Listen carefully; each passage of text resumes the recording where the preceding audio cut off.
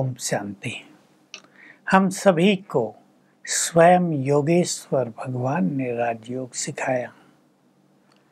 ये योग वैसे योग नहीं है जैसे मनुष्य सिखाते हैं। वे तो श्वासों पर ध्यान लगाना, मन के संकल्पों को ऑब्जर्व करना, किसी मूर्ति पे ध्यान लगाना, मन को शांत कर देना, ये उनका लक्ष्य होता है।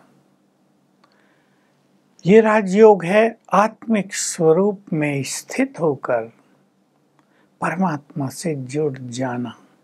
आत्मा और परमात्मा का मिलन योग कहलाता है।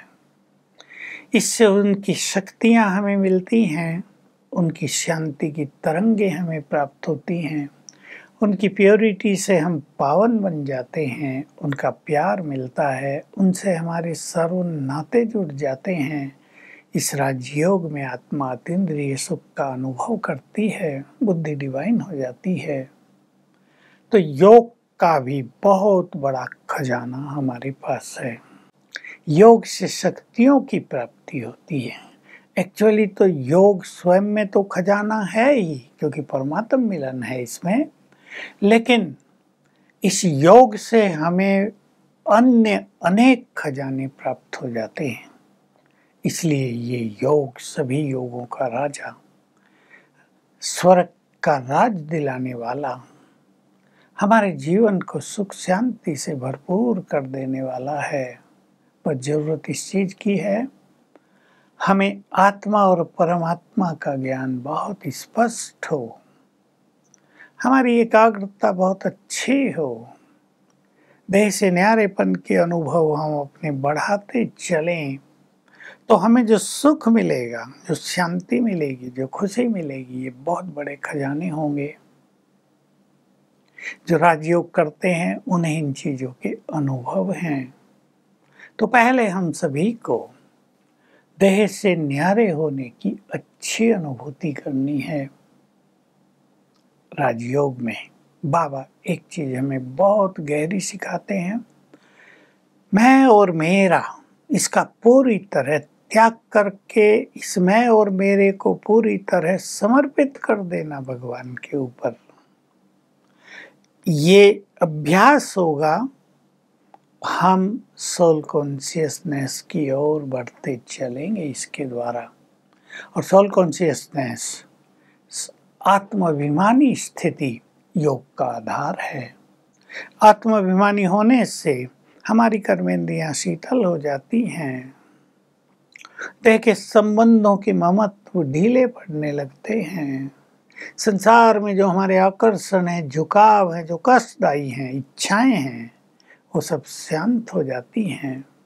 चित्त को शांत करने का एक सर्वश्रेष्ठ तरीका है अशरीरीपन का अभ्यास। हमें यह अभ्यास करना है कि ये देह अलग और मैं चैतन्य आत्मा अलग हूँ, दोनों अलग अलग हैं। इसकी बहुत सुंदर अनुभूति होनी चाहिए। इसके लिए आत्मा के स्वरूप को देखना और आत्मा के बारे में चिंतन करना दोनों ही आवश्यक हैं। याद रखेंगे, संपूर्ण राजयोग के अभ्यास में इन दो ही चीजों का प्रमुख स्थान है, सुंदर चिंतन और विजुअलाइजेशन, उस स्वरूप को देखना, पिक्चराइज करना। इनमें से कई लोग एक चीज करते हैं, दूसरी छूट जाती है, इसलिए राजयोग में एकाग्रता नहीं हो पाती है। हम आत्मा को देखें, स्वयं को यहाँ भ्रकुटियों के बीच में चमकती मणि, point of energy, point of light, और मुझसे चारों रंग बिरंगी किरणें फैल रही हैं।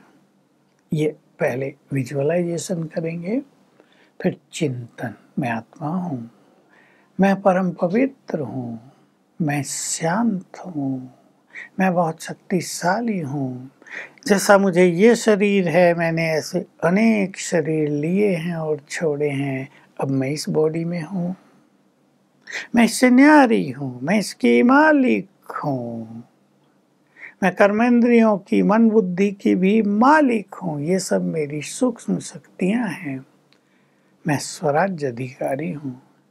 एक समय था मैं अपने घर परमधाम में थी, कुछ समय मैं वहाँ रही, फिर मैं स्वर्ग में आई, देव रूप में जन्म लिए, कितने ही जन्म लिए, 21 जन्म लिए। फिर नीचे उतरी, उतरते उतरते जन्म लेते लेते अब मैं इस शरीर में हूँ। ऐसा फील करेंगे, मैं इस तन में अवतरित हुई हूँ, इस तन में आई हूँ, तो न्यारापन बहुत अच्छा हो जाए। इससे चित्त शांत होगा, और जब चित्त शांत होता है यानी मन शांत होता है तो बुद्धि की शक्तियाँ बहुत बढ़ जाती हैं।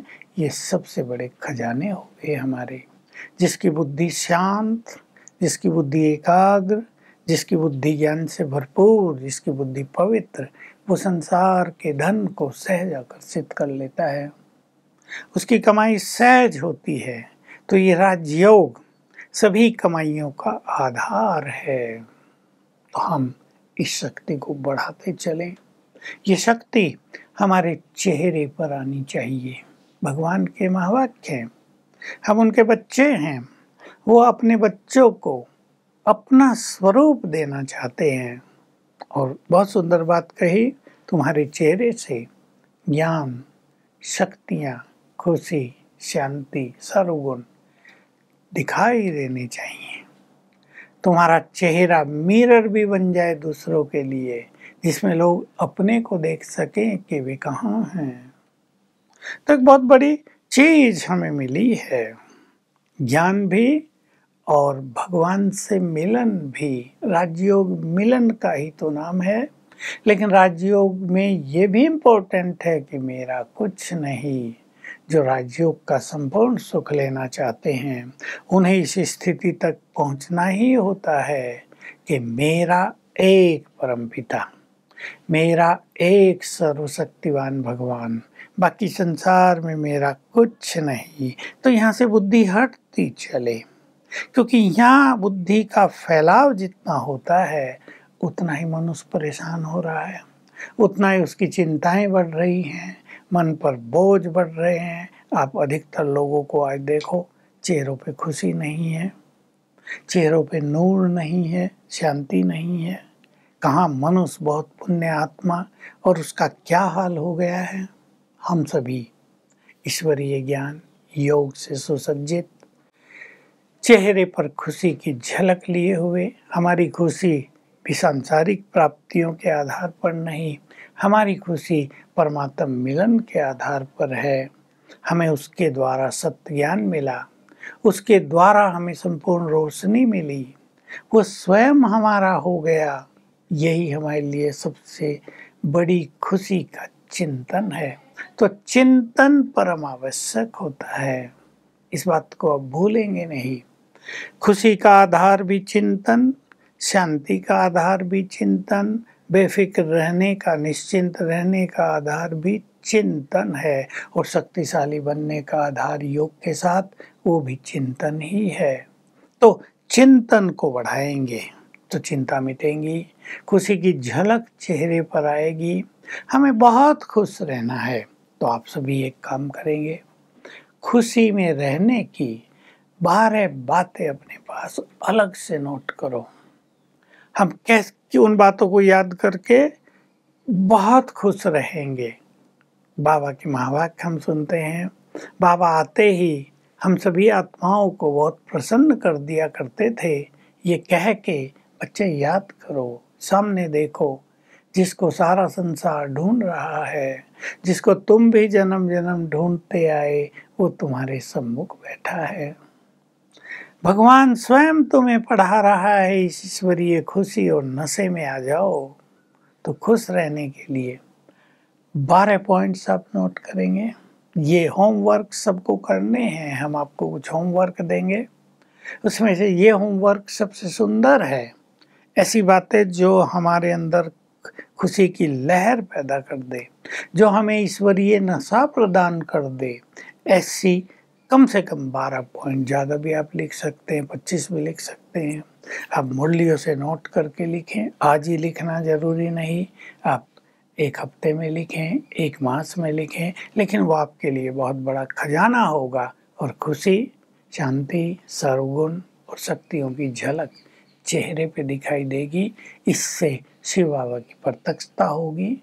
लोग कहेंगे जैसा भगवान है वैसे ही उनके बच्चे हैं और जय जयकार प्रारंभ होगी। ओम शांति।